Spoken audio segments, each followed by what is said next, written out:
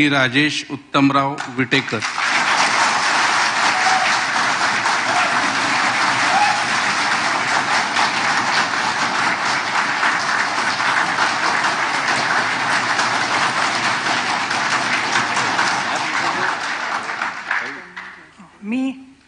मी राजेश निर्मला उत्तमराव विटेकर विधान परिषदेचा सदस्य म्हणून नवनिर्वाचित झालो असल्याने ईश्वर साक्ष शपथ घेतो की कायद्याद्वारे स्थापित झाले आहे अशा भारतीय संविधानाबद्दल मी खरी श्रद्धा व निष्ठा बाळगेन, भारताची सार्वभौमता व एकात्मता उन्नत राखेन आणि आता जे कर्तव्य मी हाती घेणार आहे ते निष्ठापूर्वक पार पाडेन।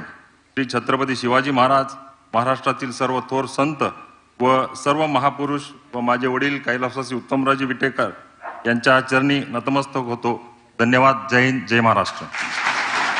लोकसभेला संधी हुकलेल्या राजेश विटेकर यांना अजित पवारांनी विधान परिषदेच्या निवडणुकीत उतरवलं आणि त्यांना आता विधान परिषदेचे आमदार म्हणून संधी देण्यात आलेली। अजित पवारांचे ते एकनिष्ठ म्हणून ओळखले जातात आणि आपल्या या कार्यकर्त्याला अजित पवारांनी विधान परिषदेच्या निवडणुकीत रिंगणात उतरवलं आणि हे दोन्ही उमेदवार अजित पवारांनी निवडून आणले।